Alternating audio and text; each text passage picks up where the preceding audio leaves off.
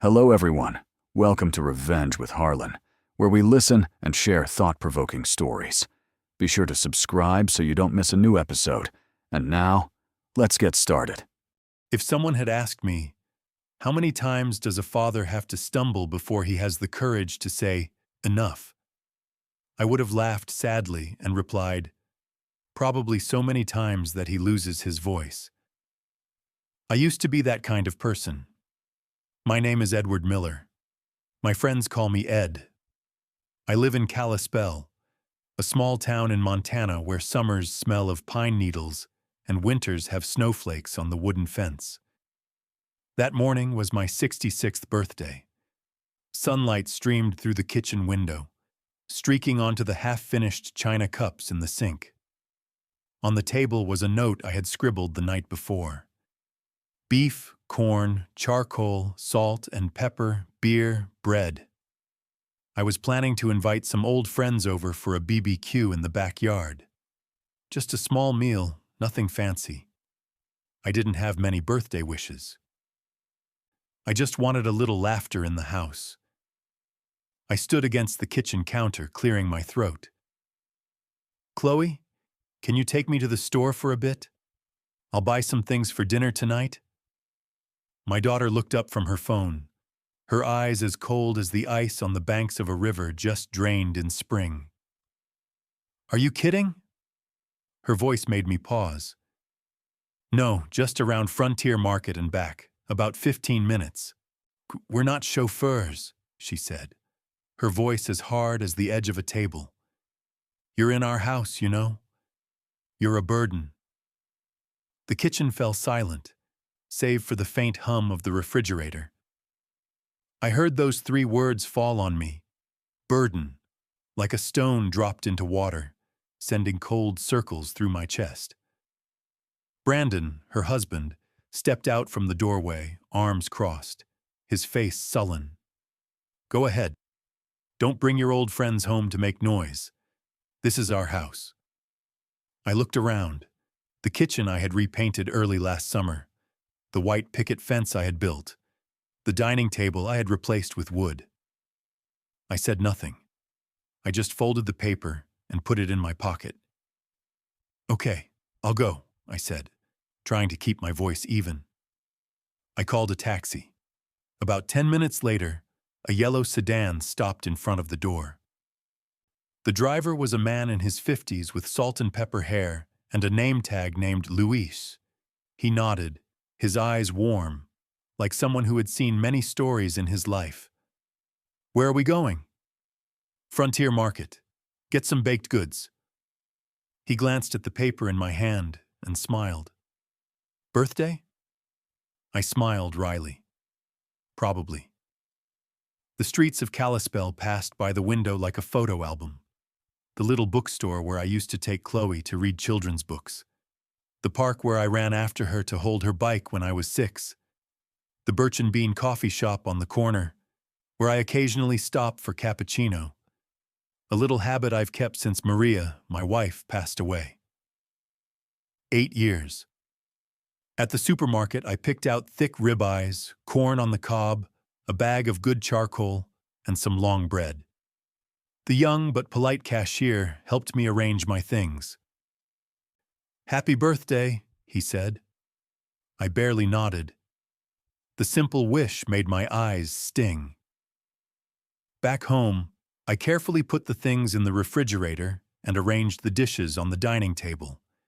It was my husband and I's wedding plate set, a gift from my aunt in Bozeman. Each plate had a few faint scratches like the footprints of time. I spread the tablecloth, arranged the knives and forks, and looked at everything neatly, but my heart was filled with the coldness of the word burden. The doorbell rang. Martin and Claire, my 2 best friends from the woodshop, walked in with warm smiles. Martin hugged me tightly. Happy birthday, Ed. Peter arrived later, carrying a case of beer, his jacket smelling of wind and pine. Ready to burn the meat? Peter scoffed. Let me, I said, feeling a little lighter. We went out to the backyard. I lit the fire. The fire blazed with a whoosh, green, then orange, then red. The smell of smoke mixed with bacon grease and grilled corn, that smell that always signaled summer to me. I turned the meat, sprinkled salt and pepper. Martin opened beers for everyone. Claire set the plates. Peter laughed and talked about all sorts of things. "Where are Chloe and Brandon?" Martin asked, looking toward the door. "I'll call," I said, brushing my hands on my apron. In the living room, Chloe was still glued to her phone. Brandon was constantly changing the TV channel. I said softly, "Everyone's here, let's go eat."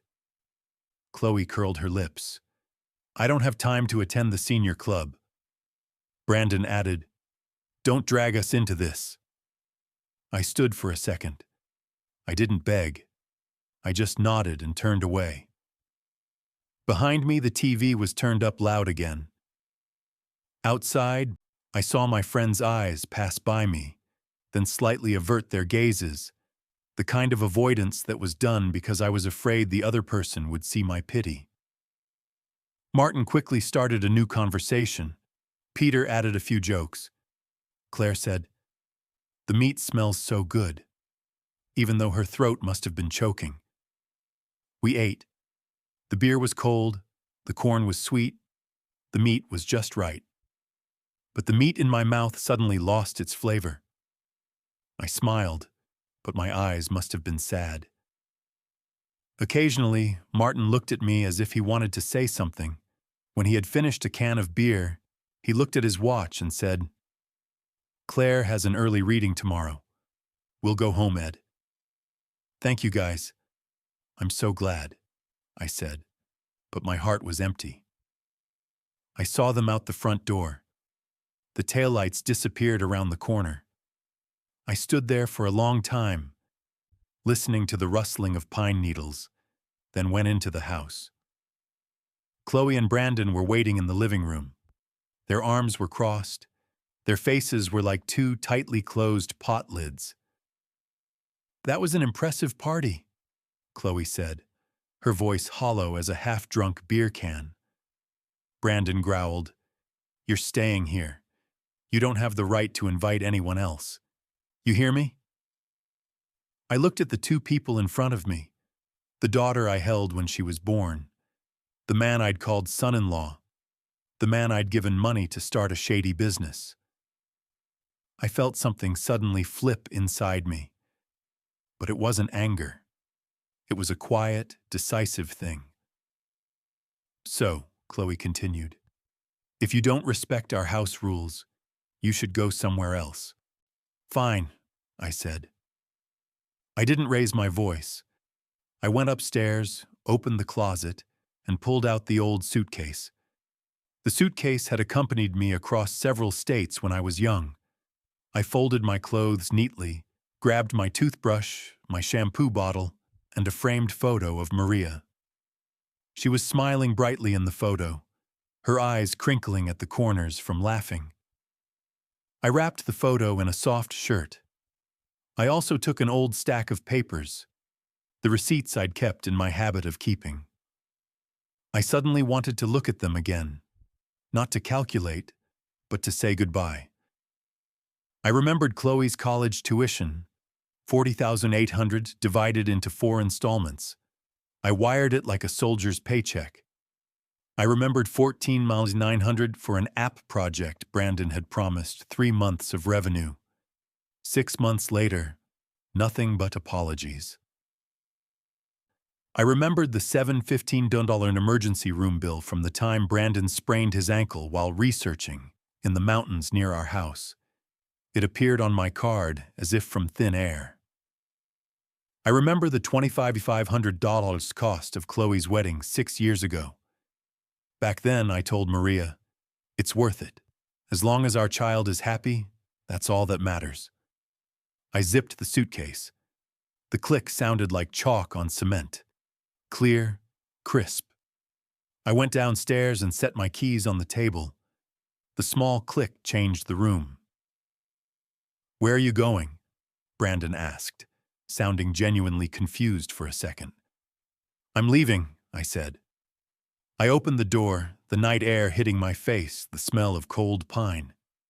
I stepped outside, closing the door on the other side for the first time in 2 years of living there.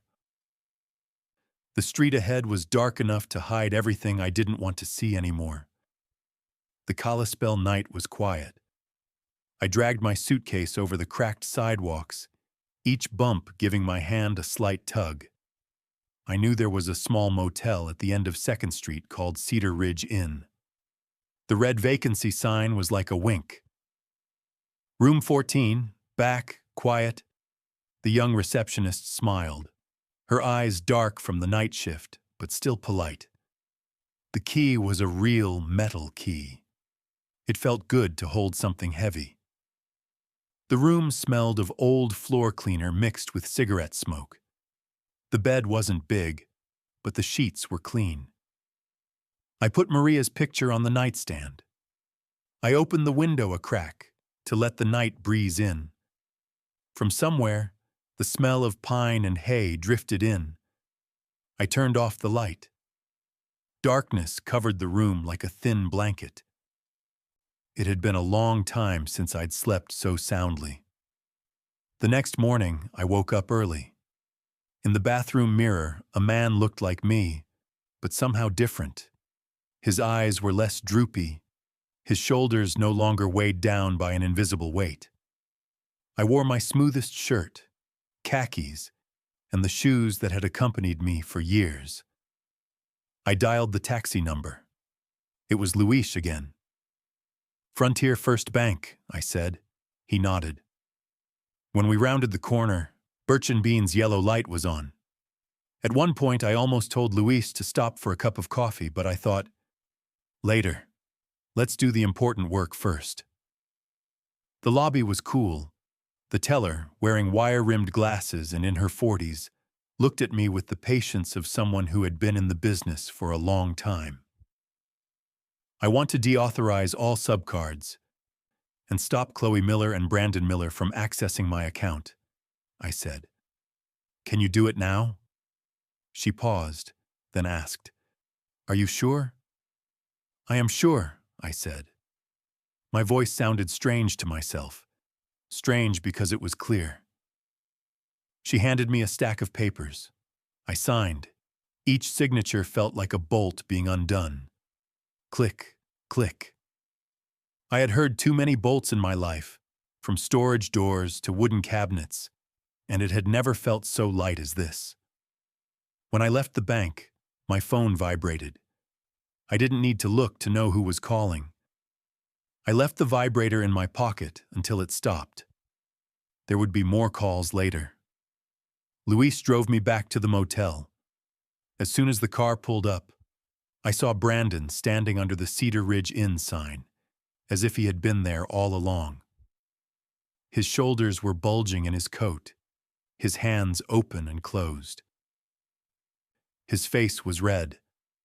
"I'll pay you," I said to Luis. "Thanks." "Do you need me to stay?" Luis asked softly, his eyes already predicting something. "I'm fine," I said. But before I could move, Brandon was already rushing towards me. "What are you doing?" he growled, his voice low but sharp.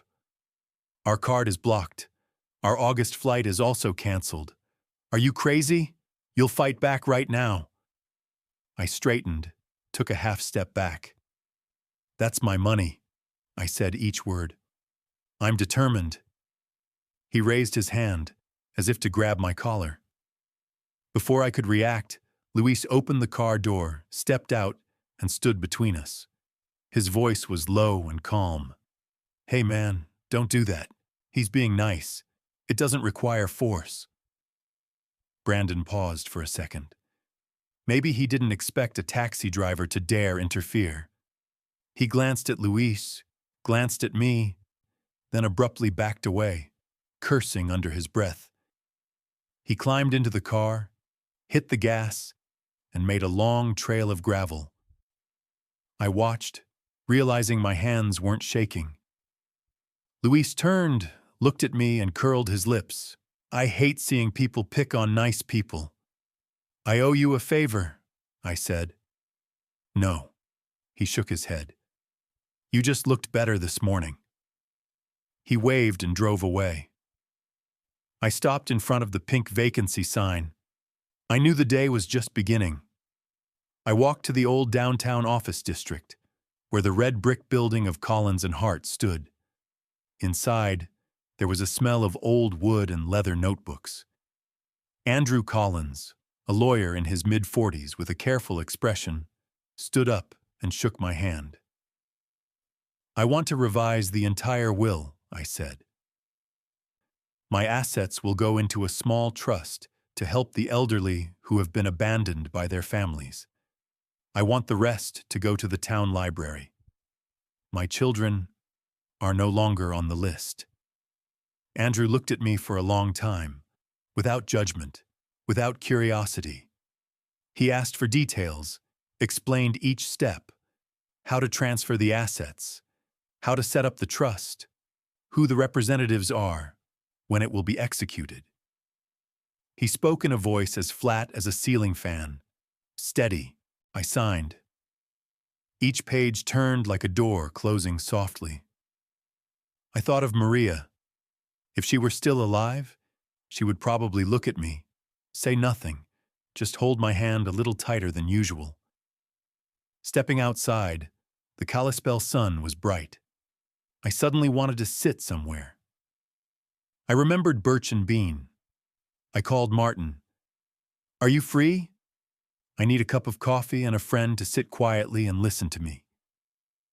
15 minutes later, I walked into the shop. The air smelled of freshly ground coffee and buttered cookies. Martin was already sitting at the table by the window, where the light fell best on the wooden table. He stood up and hugged me. Ed, you look different, he said. Good different. We ordered. He had it black. I had a cappuccino, something I sometimes hesitated to order because Chloe would snoop on me to see how I was spending my miscellaneous money. We sat down. I told him about the BBQ, about the burden, about the keys on the table, about room 14, about the bank this morning, about Brandon in the parking lot. Martin listened. When I stopped to catch my breath, he put his hand on my wrist, a small movement that made my throat tighten. We saw it all, Ed, he said, for a long time, but we didn't know how to say it without offending you. Yesterday I heard Chloe through the open door. I know you're hurt. My phone rang. Chloe, I looked at Martin. He nodded. Listen, put it on speaker. Let yourself hear who you are. I pressed. What's wrong with you? Chloe's voice shot up, like someone turning on a faucet. My card was cut at the mall. My August Kalispell, Honolulu tickets from the 13th to the 20th were canceled. That's $26,900, you understand? Are you trying to shame us to our friends? I looked at the foam on the rim of my coffee cup. I answered slowly. You called me a burden on your birthday. You told me to go away if you didn't respect my house rules. Today you respected me, by leaving and stopping paying for my things. There was a silence on the other end of the line for 2 beats. Then Chloe lowered her voice, followed by another cold. Brandon said we should have Dad evaluated for competency, so the court can confirm that Dad is no longer of sound mind. That way we can protect the family assets. The cafeteria fell silent for a moment. I looked at Martin. He frowned. Something inside me, instead of burning, sank like a lake after a wind. Flat, cold, clear. What family? I asked. Family is about respect, not about attaching old people to your wallet. From today on, my spending is my business. Brandon's business is Brandon's business. You are no anyone's bank anymore. Dad, Chloe's voice broke. I'm scared. This isn't like you. Yes, I said.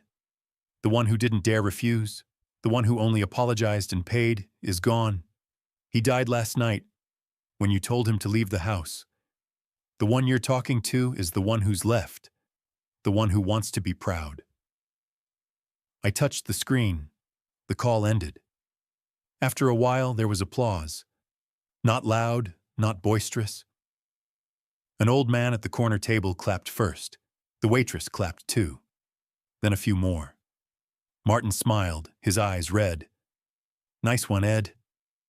That evening, I returned to room 14 and opened the airline app. I put my finger on the cancel button for the 13 to 20 flight. The system asked, "Are you sure?" I pressed yes. The confirmation email read, "Canceled." The same with the beach hotel. "Deposit fee is non-refundable." I nodded, agreeing. Each yes was like cutting another invisible string. I opened the contact list, scrolled back and forth, and stopped at Emily, my sister who lived in Oregon. I pressed call. Emily's voice was surprised, then warmed quickly. "Ed?" "Yeah, I've been thinking about Oregon lately. Come, I have a room at home." My sister's voice was as clear as ever. "I've been waiting." A week later, I met Samantha Reed, a smart realtor who got straight to the point. "I need a place to myself," I said. "Not big. A window with a mountain view would be nice." "I've got this," Samantha said after driving me over some gentle slopes. It was a small ranch on Hillside Drive. Light wood paneling on the front, large windows, a neat kitchen, a wooden porch overlooking the Swan Range. Freshly cut grass, a faint, pleasant smell of new paint. Samantha smiled. "Good bones. Perfect for someone who appreciates simplicity." I signed. Pen touched paper. In that moment, I felt like I had truly landed after a long walk on a frozen lake. The day I moved in, my things fit neatly into the rented pickup truck. A few boxes of clothes, a box of books, a regular tea set, a picture of Maria, a stack of papers. I looked at that small pile of things and smiled. It turned out that I had learned to live lightly without even realizing it. In the evening, I cooked a simple pot of stew, shredded beef, potatoes, carrots, onions, and a few bay leaves. I put the bowl on the table, opened the window slightly. The wind from the Swan Range rustled the pine trees in the distance. I ate slowly, listening to the sound of the spoon hitting the bowl, feeling like I was home again. I signed up for a basic photography class at the community center. The teacher, Naomi, in her 40s, spoke softly and patiently, showing us how to measure light at dawn, how to compose when there was a horizon. I met an old woman named June. Her hair was white, her voice still resonant. "Try taking a picture of your hands. They tell a lot of stories." I looked at her wrinkled hands, trembling but sure, and knew she was right. About 2 weeks later, I received a package. It was a handwritten card from Mrs. Whitaker, the elderly neighbor down the street who had sent me apple pies every Christmas when Maria was alive. "Happy belated birthday, Ed. I left it on the kitchen counter that day, and you didn't open it. I believe you deserve some kindness." The handwriting was old but neat. I placed the card on the bookshelf, next to Maria's picture. Texts from Chloe and Brandon kept coming in. "Dad, I'm sorry. We're so stressed out. This month's mortgage. You canceled the trip. We're being fined." I read it once, didn't reply. I wasn't as angry as before. I just didn't want to fall into the same cycle, being dragged into someone else's crisis and having to put out the fire with my own money. I spent time growing a row of tomatoes by the fence. Every morning when I watered them, I plucked a ripe one, sprinkled it with salt, and took a bite. The sweet and sour taste reminded me of something I hadn't tasted in a long time. freedom. One afternoon, a call came from an unknown number. "Hello, Mr. Miller. This is Taylor from the Senior Center. I heard about the fund you've started. There's a 79-year-old woman whose son has been leaving her in the garage for months. We'd like to ask if the fund could help with some basic necessities and temporary housing." I leaned back in my chair, looking out at the sunny porch. "I hear you," Taylor explained briefly. "I'm free tonight," I said. "Send me the list." We went to buy warm blankets, a kettle, some soft food, a soft nightlight. I didn't do anything big, but when I put the small lamp on the old table in the room she rented temporarily, I felt a little warm inside, like someone had put a hand on my shoulder. One Sunday afternoon, I walked along the shore of Flathead Lake. The sun was slanting, the water was dark blue, and a few small boats were rocking. At the wooden dock, a boy was practicing tying a knot, his father standing behind him, pointing patiently. I raised my camera and took a picture. In the frame, two hands clasped on the rope, the sunlight falling on the boy's hair in a soft streak. I sent the photo to Naomi. She texted, "Keep the moment like that, Ed. It's healing." In the evening, I pulled the Scotland and Ireland travel brochure out of the desk drawer.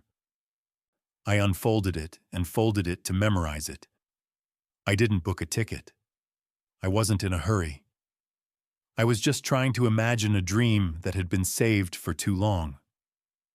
I promised myself, if I went this time, I would go for myself, not to bring the family together or make everyone happy, like many previous trips. That same night, Brandon left a voicemail. "Ed, you know we were nervous that day. Chloe said things she didn't mean. Turn the card back on a little bit, pay this month's rent for us, and we'll be back to normal. It's family, we can handle it." I listened to the end and deleted it.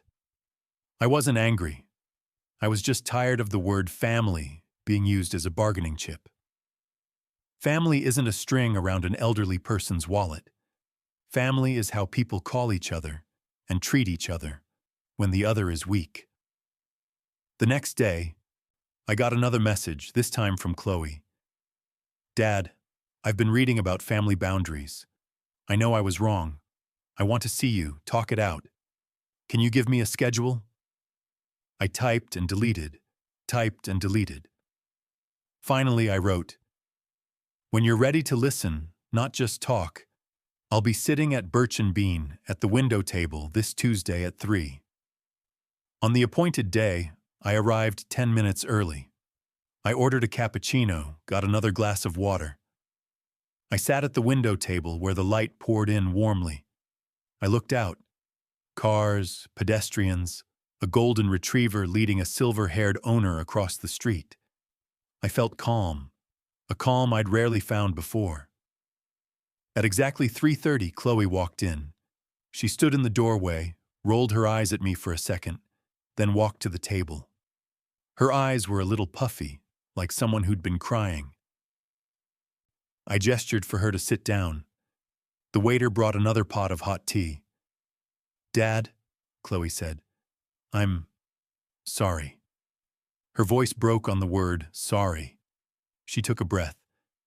"I've gone too far. I've been ungrateful." I didn't say anything right away. I held the teapot towards him. He poured tea, his hands shaking slightly. After a while, he said, "That night I was embarrassed when Dad invited his friends. I was afraid of the messy house. I was afraid of everything. I put my pressure on Dad. I used the word burden like a knife. I apologized for that knife." I let out a soft breath. "Do you know why Dad left?" I asked. "Because I didn't respect Dad," he replied, looking at the teacup. "Because I forgot where that house came from. Because I forgot that Dad was Dad."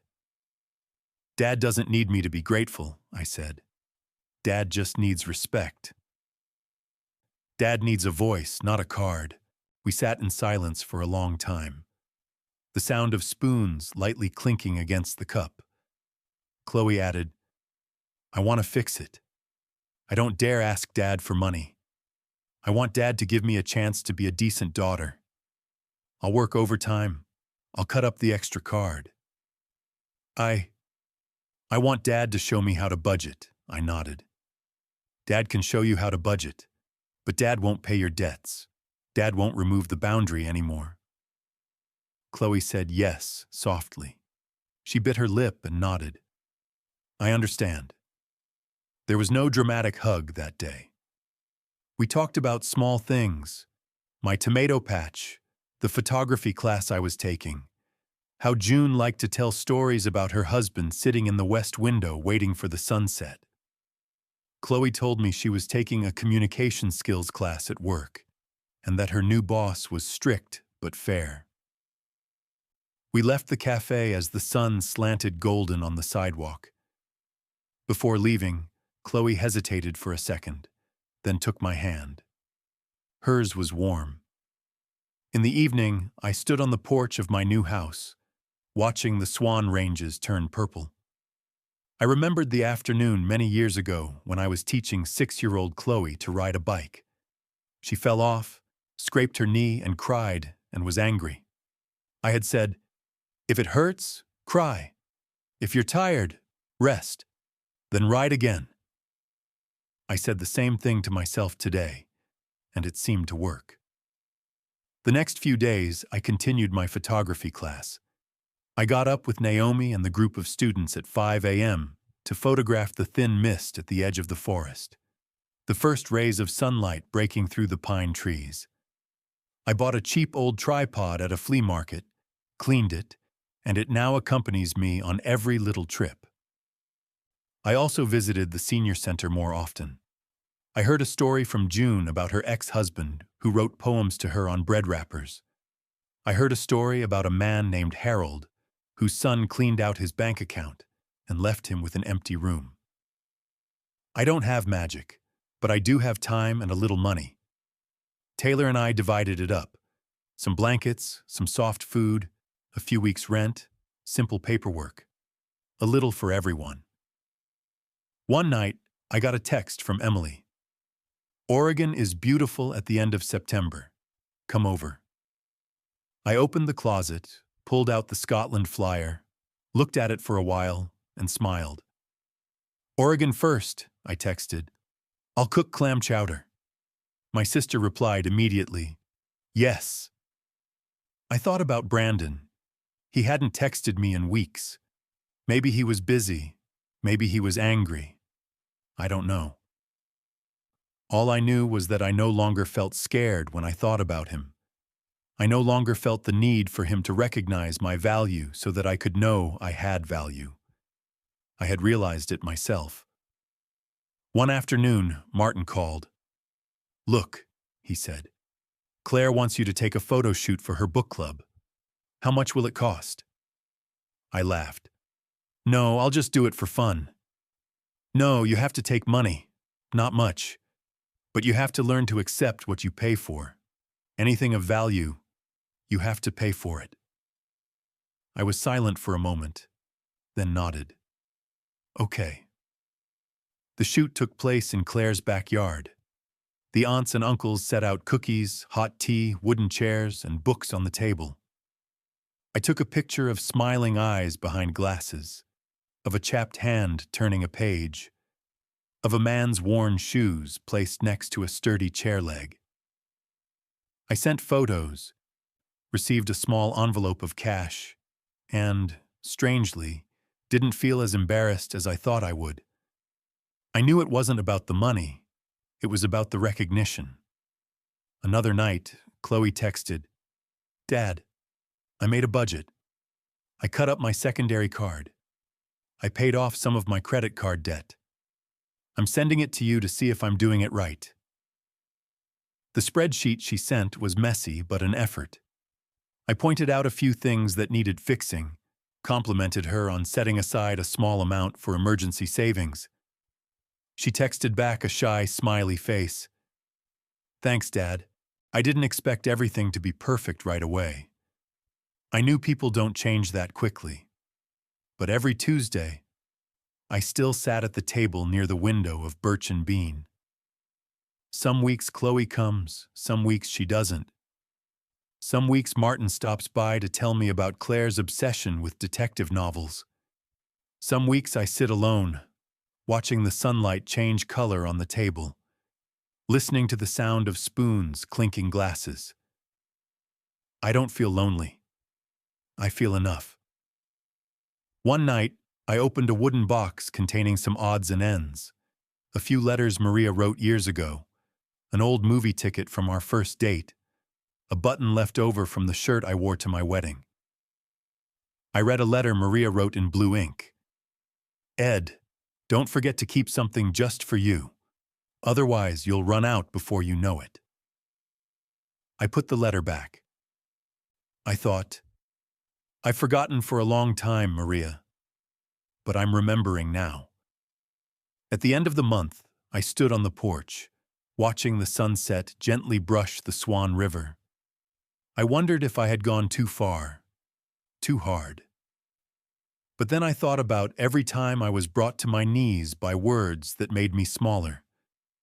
Burden, lodging, no rights. I remembered the applause in the coffee shop that day, not for a performance, but for someone finally standing up straight. I took out my phone and sent a short text to Taylor. If anyone else needs a blanket this week, let me know. He replied, There's a man named Walter. He's only 81. His daughter dropped him off at the center and then left. He needs a warm coat. I typed, I'll be by tomorrow. The next day, I bought a moss green wool coat.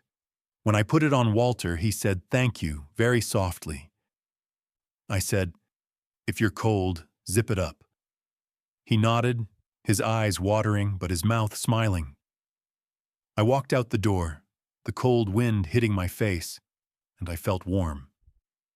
That night, I opened the Scotland Flyer again. I placed my hand on a picture of a stone bridge over a clear stream. I imagined myself standing on that bridge one day, taking a picture and sending it to Chloe and Emily. The picture had the caption, Dad is doing well. Dad is still learning photography. Dad misses you all. I turned off the light. The house breathed evenly. Outside, the night owl hooted, and the wind shook the pine trees in response. I thought about the key I had placed on the table that day. If someone asked me what the moment that truly changed my life was, I would say it was the moment I put down the key ring. Because from that moment on, I understood. There are doors that no longer belong to me, and that's okay. To enter a new door, you have to dare to close the old ones. Before I went to sleep, I texted Chloe. Next week, Tuesday, still at the table near the window. If you're busy, leave it for the week after. Dad will still be sitting there. She returned a small heart icon. I smiled. I didn't know what the future would bring. Maybe Chloe will stumble again. Maybe Brandon will stay the same. Maybe I'll go to Scotland some fall. Maybe I'll just go to Oregon to see Emily and eat hot clam chowder. But I know one thing. I'm home, in my own life. If you're reading this and wondering, what exactly is Ed's happiness? I'll just give you a few things. A morning standing and taking pictures of the first light breaking through the clouds. An afternoon sitting at Birch and Bean. A cappuccino with a crooked heart in its foam. A text from Chloe saying she'd paid off some of her debt. A warm coat on Walter's shoulders. A bowl of stew eaten alone without sadness. And sometimes, a very small clap from within me when I've held my ground. I light a small candle next to Maria's picture. You've done it, I whisper. Slowly, but surely. The wind blows through the crack in the door. The flame flickers a little, then stands still. Tomorrow, I'll water the tomatoes, go to the market to buy some bread, stop by the center to see if Taylor needs anything else, and if I'm free, sit at the table near the window. Who knows? Someone might come in, eyes a little red, voice a little hoarse, and say, "I'm sorry." And who knows? Maybe his hand will be on mine, warm as fresh coffee, and we'll start a small, slow, sincere conversation. Or maybe no one will come. Then I'll sit there, looking at the sun, sipping my cup, listening to the sound of spoons on porcelain, and smiling at the thought, I'm no longer a burden to anyone, and I won't let anyone turn my love into a burden. I close my eyes. In my head, the click of the camera sounds. Neat, on time, capturing the moment. An imperfect photo, but enough to remember the day I learned the hardest lesson. Love doesn't have to cost you your dignity. So that's it. If you see something like mine, in the kitchen where the sun shines but it's not warm, at the dinner table where there's laughter but your heart is still cold, then please be patient. Put your keys where they should be. Clean the table near the window in your lap. Then sit down. If you like this story, please like this video, subscribe to the channel, and share your thoughts on this story in the comments. To hear the next story, click the box on the left.